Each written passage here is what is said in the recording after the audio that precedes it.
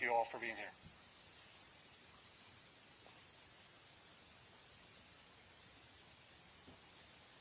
Good afternoon, everybody. Appreciate you coming out today. I just wanted to maybe start with this. Over my short time here, I have been just incredibly impressed by our student athletes, our coaches, our staff. We've got an amazing fan base and such a generous group of donors. And I think the combination of their passion, their talents, and their characters, really, it's uncommon. And it's what makes being a Hawkeye so special. And I'm so glad that I have an opportunity to be part of that here. I want to thank Gary Barta for the opportunity and the invitation to join the team last fall, and for his leadership and his mentorship during that time. Certainly what he's done for the Hawkeyes over his tenure, and really all of college athletics. Really thankful to President Wilson for the opportunity to lead over the coming months, and to do so alongside this great team here in athletics and across campus. Could not be more excited. This is going to be a really fun year for our student athletes and our teams. I know they're going to have great success both in the classroom and on the fields of competition. And as always, Hawkeye Nation is going to have a lot to cheer for with these teams. So with that, I'm happy to answer any questions that you might have. Yeah, Scott Document with The Athletic. Hi, Beth. Welcome. Wanted to ask you about there's a strategic plan in place currently through 2025. It happened before you arrived. Have you glanced at it? Do you have any thoughts about reshaping it, or are you going to kind of keep it as is until you into the future? Yeah, great to see you, Scott. I have looked at it. Obviously, as a staff, we've been talking about that since my arrival. And one of the things I really like about it is it's a vision document, so it's really broad in nature. And so in the short term, we're going to continue to build out some goals that fit with that vision and align with the different pillars. And then long term, I think once there's a new permanent direction, my guess is there'll be a closer look at what that strategic plan might look like. John Steffi, Cedar Rapids Gazette. Hi, John. Hi, Beth. A lot of things happening both at Iowa with gambling investigation, a lot of things happening at Big Ten level and nationally. What are your top priorities in your first month as interim AD? Yeah, that's why you guys are having a busy summer, just like we are. There's no shortage of things to focus on. But really for us, and I think this is always the case, regardless of what might be a hot issue of the day. I mean, first and foremost, your priority is always how do you best support the success of your student athletes and your teams. And that's where your focus lives day to day, and it's certainly influenced by some of the things you talked about, whether that's name, image, and likeness, or gambling, or conference realignment, all those things I'm sure we're going to get to talk about here. But that's really where we want to spend our time. There's plenty of short-term goals that I think over the next 6 months, both for me and our staff, that we want to continue to work through, from fundraising to making sure we manage our financial resources to being prepared strategically to navigate some of the changes in those external spaces. Just to name a few, we've got some great facility projects to both conclude, and some we're excited to start. So a handful of different topics that we'll continue to pay attention to. But there's always going to be new things that are going to attract our attention. But as long as we couch those in a way that the focus remains on providing a great experience and making sure we're building championship programs across all of our sports, that's where we're going to spend our time. Hey Beth, Tom Caker, Hawkeye Report. Wanted to ask you about the gambling investigation. And do you have any idea when the student athletes are going to find out what their suspensions might be?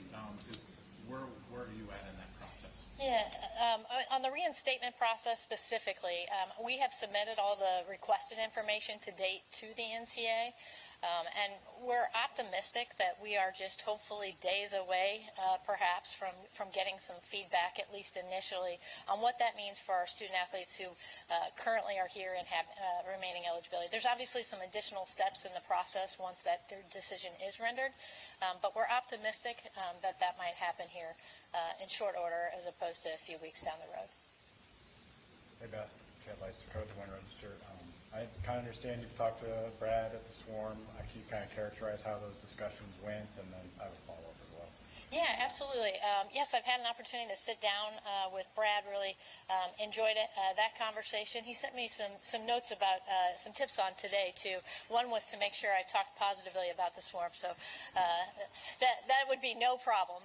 But it's been wonderful to at least start to build a relationship with Brad. I know many of us on our staff had already had an opportunity to do that. But really, when it comes to name, image, and likeness, it's just a critical piece for our student athletes and our success competitively. No different than the generosity that's coming in through NIL gifts and through the swarm, and in other ways is just as important these days as scholarships and facilities and other operational needs. But really what Brad and his team have done, I think has really given us a chance to be really successful.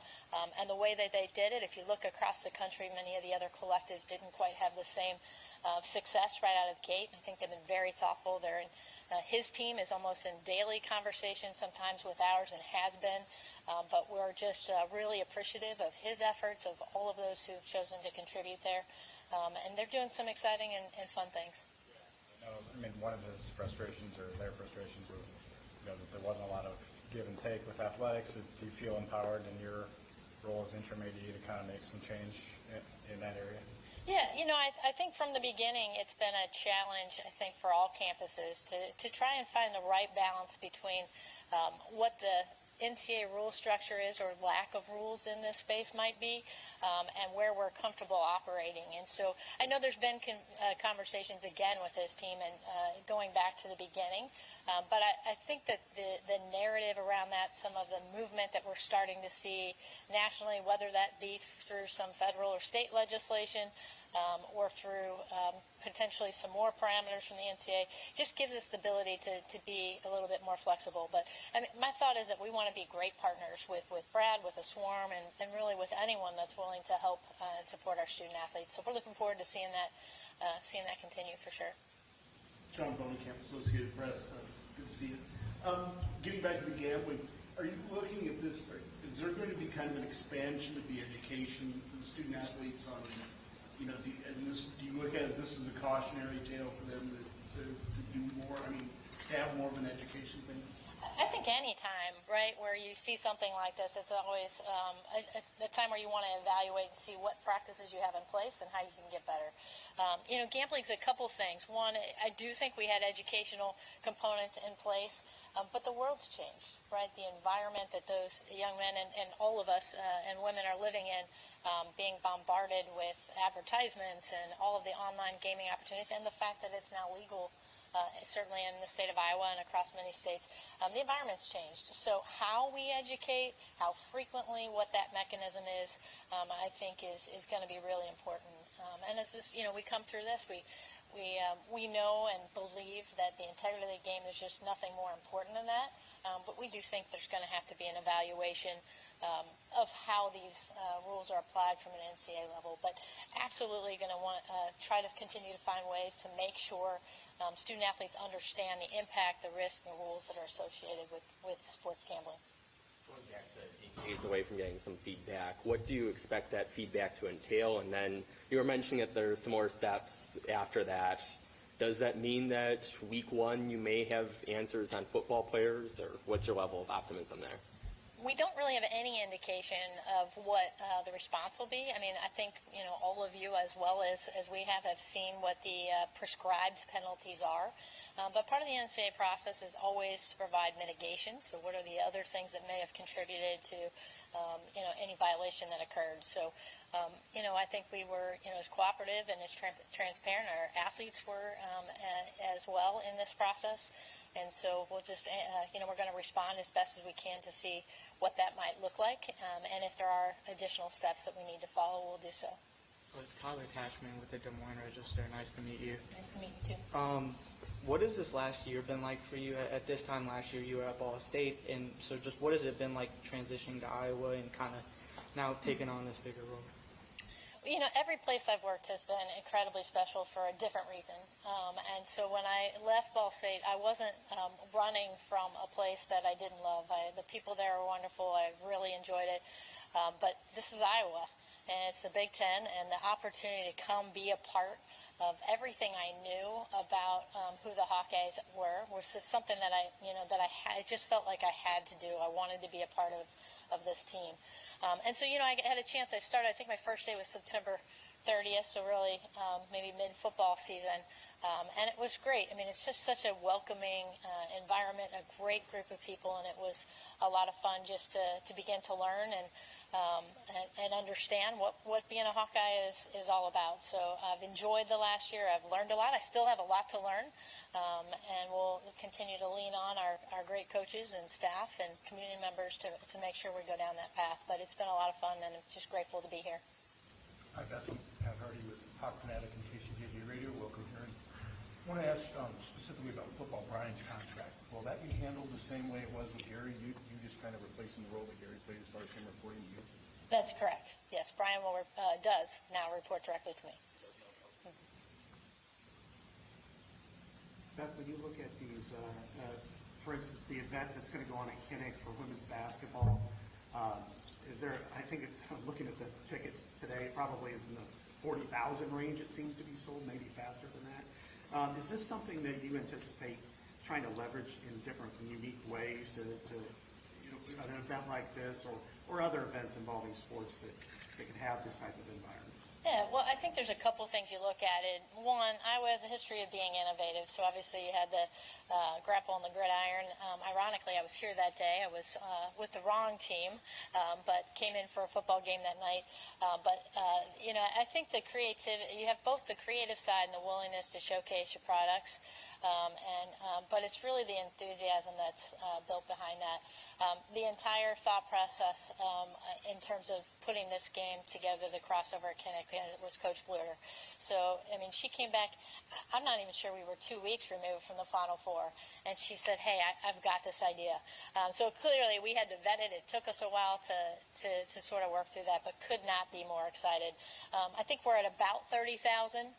Tickets out right now, and the goal is we can work our way to a sellout. So, but it really speaks to not just the basketball piece, which we all know is incredible, but people want to be a part of what Coach Bluter and that team is about.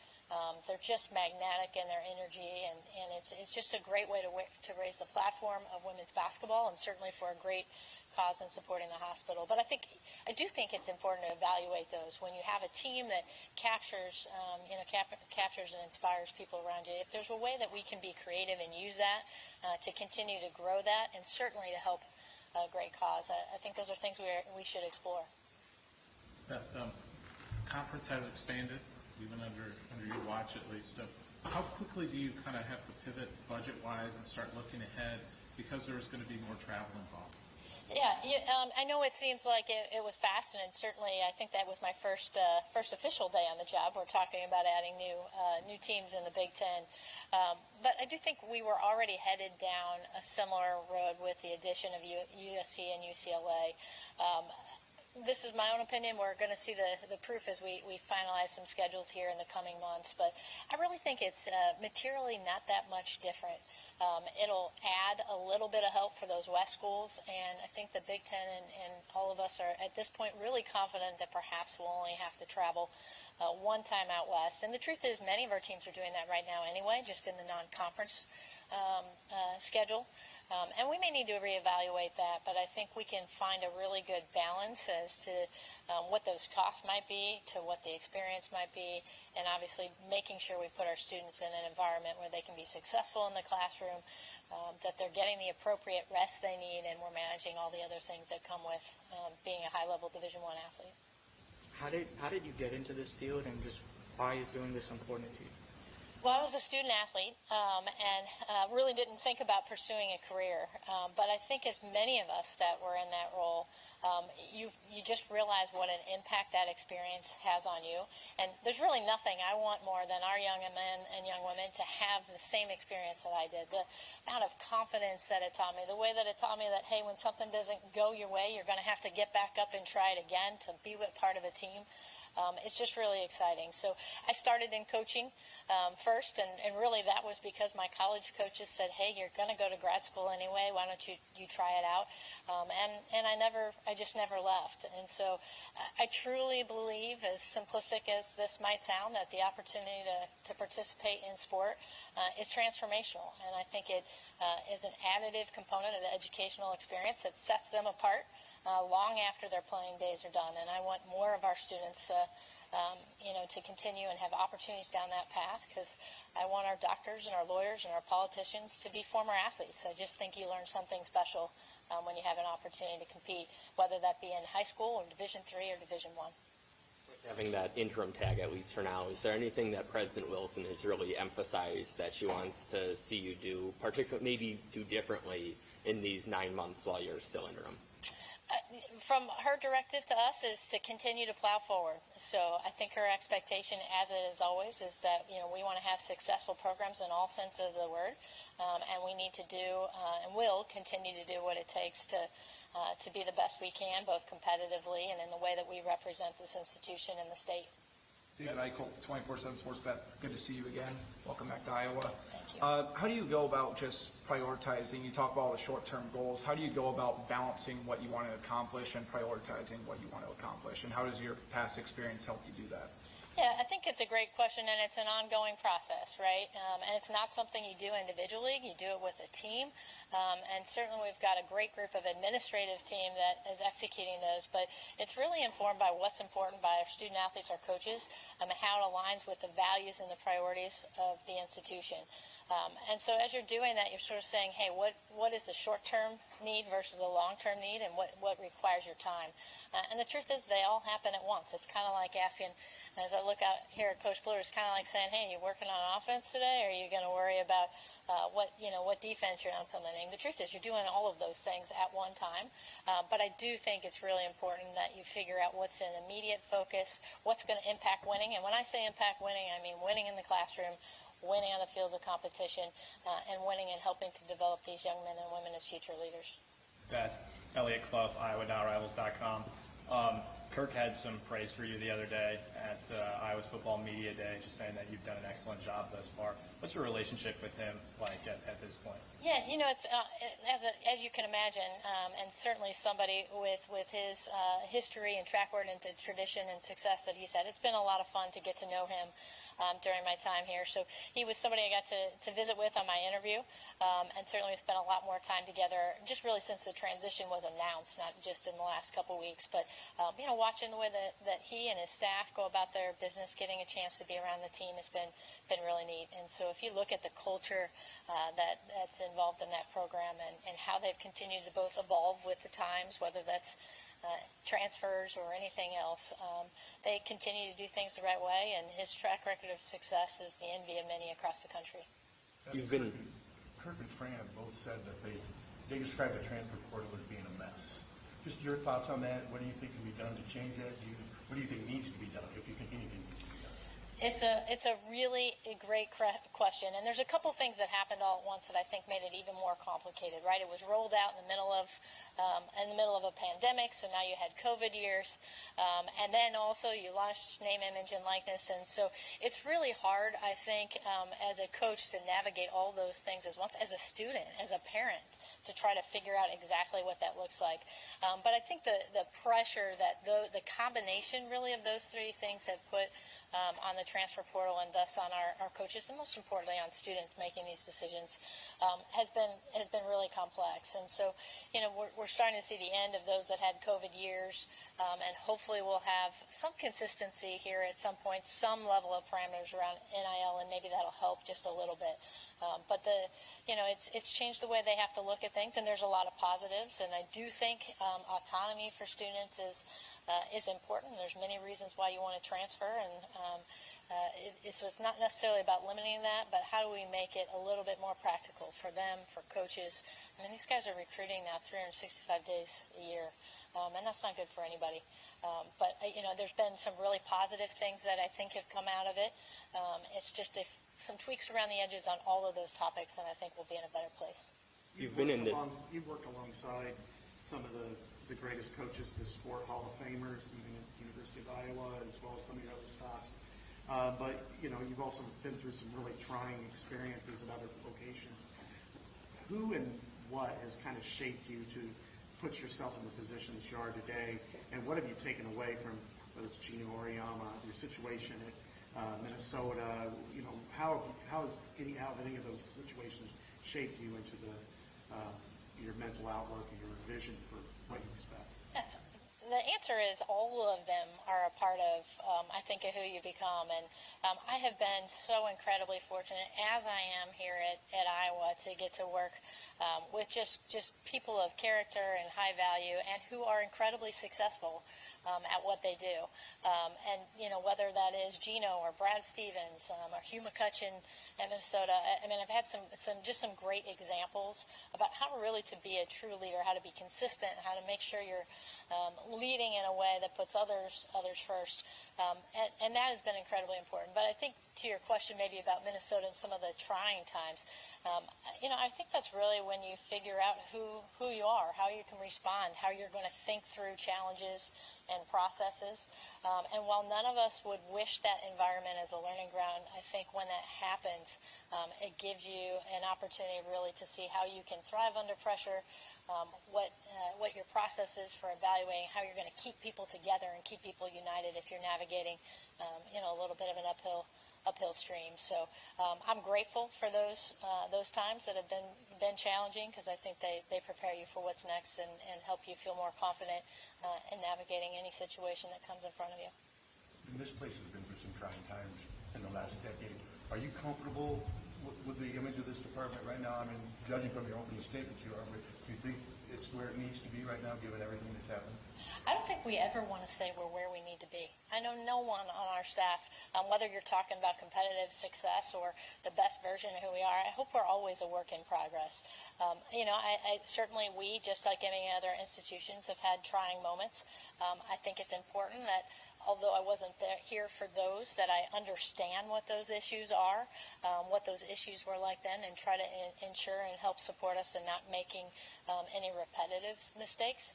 But it's always going to be a work in progress. I am incredibly proud of what I see here, the people that I see here, and the belief that we are really trying to serve people the right way, to serve our institution the right way, and to support our student athletes and everybody else in a manner that's going to be respectful and inclusive for everybody. But it doesn't mean we're not going to have places where we can grow and get better. And the goal is to create that positive environment. If we see something that's not going well, we're going to address it. We're going to insert accountability. We're going to learn from it, and we're going to move forward. I've heard from a lot of your past colleagues, coaches, who've really appreciated your coaching background. How does that help you as an administrator when you've been in their shoes before?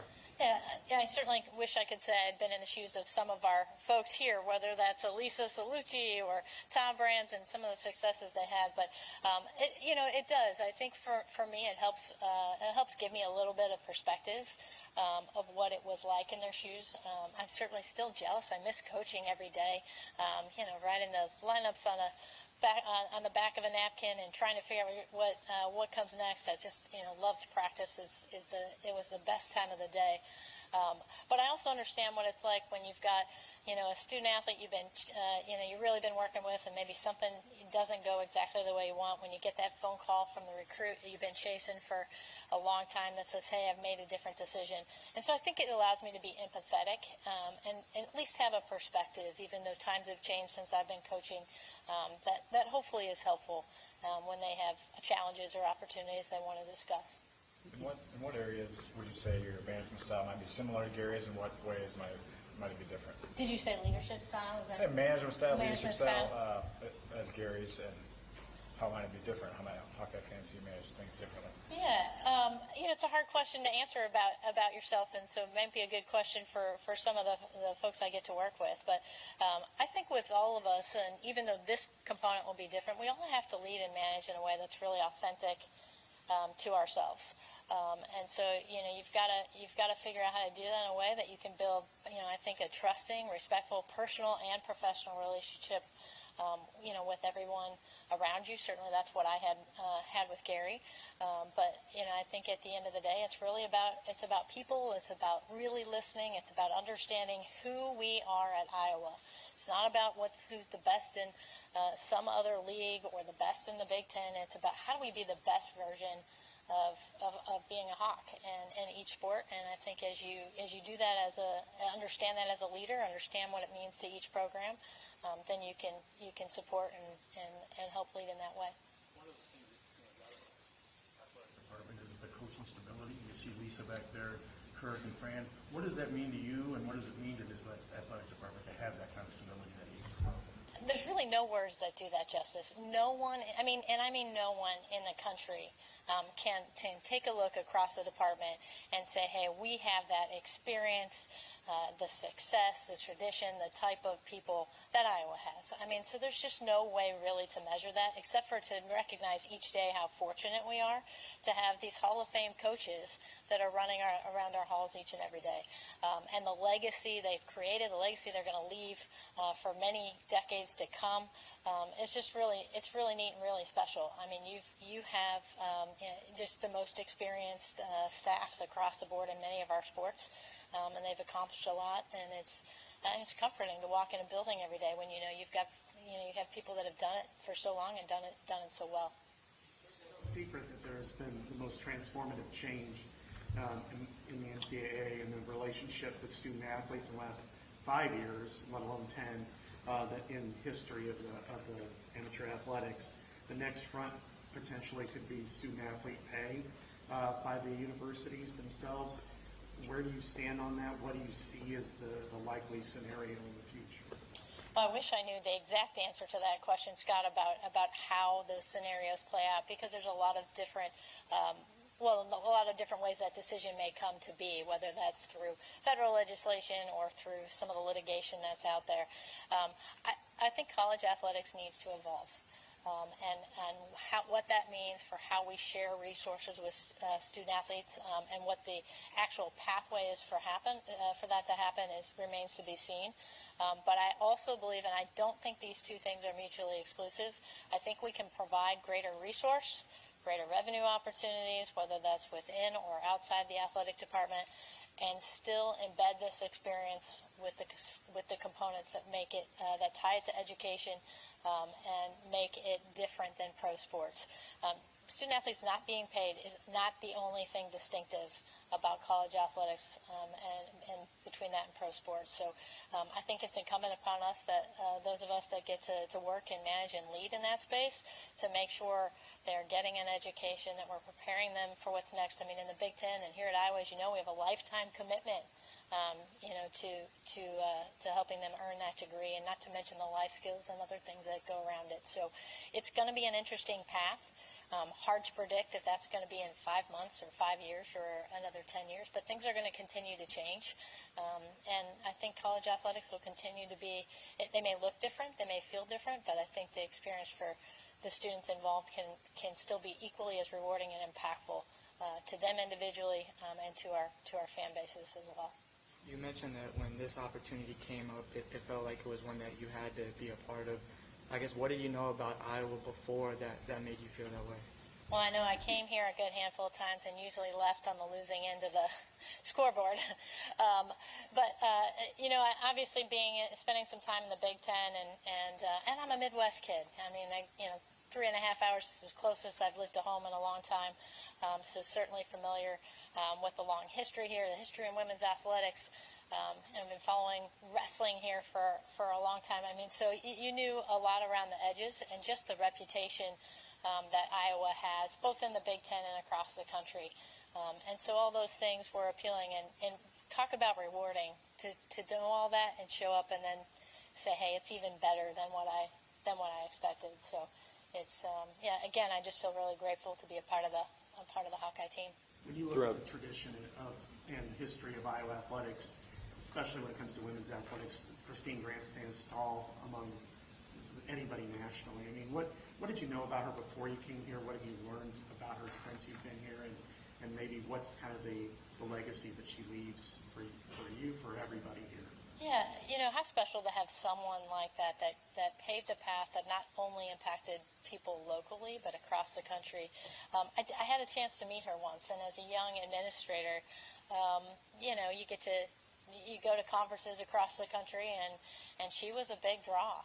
And so I still remember the first time you had a chance to listen to her speak and engage with her briefly, never knowing I'd actually have a chance to walk around among the places that she had a part in developing. So I think it's just, it's an incredible lesson even now to our younger athletes who feel so far removed from that time, about the advocacy and that it takes sometimes to develop opportunities for sports and for young women, and really across many areas of life. So it's a privilege to be at the place that she started that legacy, and we certainly hope we continue to honor that as well as they have been going forward. Speaking so much of women's athletics, obviously one of the biggest names in women's athletics at the college level is Caitlin Clark. How much has she been a part of this process for you? Have you talked with her quite a bit? Where is that at right now? Yeah, again, you're talking about, we've had a couple here in different sports at Iowa, but you've got just a generational player and a generational young woman. Take basketball aside. In the short time I've been around, and obviously got to travel with these guys for 3 to 4 weeks when they were making their run, and so even closer look with the program and getting to be around Caitlin and her teammates. But what she represents, what she's chosen to represent outside of just the skills she has in her court, and it's not just Caitlin, it's her teammates as well, but they have chosen to be great representatives of Iowa. They choose every day to be mentors. They recognize that's important to them. And you're just so fortunate to have someone like that who took that stage, took the opportunity, is using it for so much positive across the stage. But I'd been on the women's basketball committee, so I'd watched a lot of Iowa women's basketball, and so like the rest of just like sports fans in any sport you watch, was a huge fan of just her game before I arrived. So just like anyone else, you finally get to be in the gym and watch what she does. It's pretty special.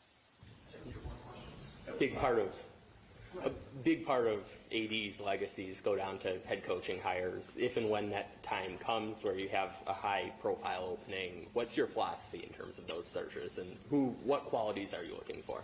Well, short of not letting these guys retire anytime soon. But, Iowa is really fortunate because, again, those coaches have created this great tradition that's going to make these opportunities just so appealing for them, for others when they become open. But, primarily, I was actually just talking with somebody the other day about this exact same thing. And I think the most important thing is to figure out what type of individual you need for your institution. I personally don't believe that every coach can be equally successful at each place. I think it depends on who you are, what you want to be, what your culture is, and finding the right coach that fits all of those needs. So I think it's really important that you sort of define, hey, here are our top 5 priorities in this sport for the person that's going to lead the program going forward, and then you start the search process from there to make sure that you are looking at candidates that are going to hit all those marks. Kind of clarifying something that was asked earlier about Brian Fairness. Is the contract provision still in place, the 25 points per game? It is. Is that still in? Okay. So following up off that, if he doesn't hit 25 points per game, are you planning on following that, or? Well, let me lead with this. His goal, and I know because I've sat down with him, I sat down with Kirk, and really the goal of every coach that we have here is to win games, right? And I'm 100% convinced, I was going into those conversations, I was going out, that their focus is on how do we win football games and how do we develop these young men. And so, as we look at those types of things, just like we would in any sport, you're going to evaluate a season at the end and see how you did. But the goal is to win along the way. I won some ugly games as a coach, and I never gave any of them back. But I'm confident. I know they're excited. I know you all have now had a chance to see that team. We're excited about what they're going to do in the field, and we understand it's unique. We understand it's going to be talked about a lot, but it's just not something we're going to be thinking about, week in and week out. We're going to cheer for the team, support the program, support our coaches the way we always do, and we'll evaluate at the end of the season. Okay. Thank you, Beth. Thank you, everyone, for coming. Thanks, Thank Beth. you.